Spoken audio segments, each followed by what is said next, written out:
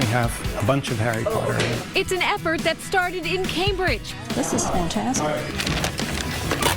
back in 1972. During those counterculture years, a lot of the rights movements, the whole goal was to send free books to people in prison. And that's what these volunteers are still doing in the lower level of this Quincy church. This is the Prison Book Program. The nonprofit responds to book requests from inmates from all across the country.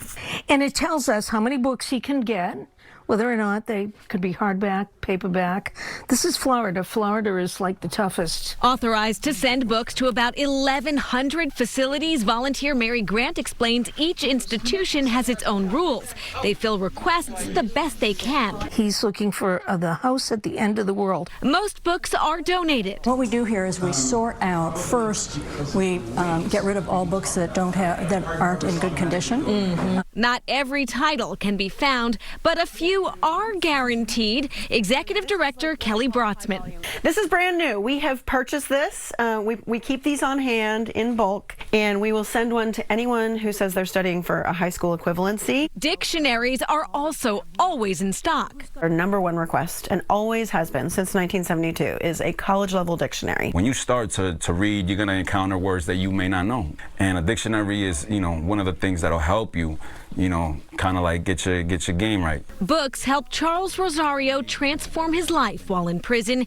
In for 19 years, he found books about halfway through that time. I started wanting to read about my history, read about just history in general, read about science, read about self-help books. Self-help books were really big for me. He took college classes through the Emerson Prison Initiative, where he now works, along with serving on the Prison Book Programs Board and working towards a degree. The more education you have, the lower your chances of recidivism are. So I'm a big proponent of education.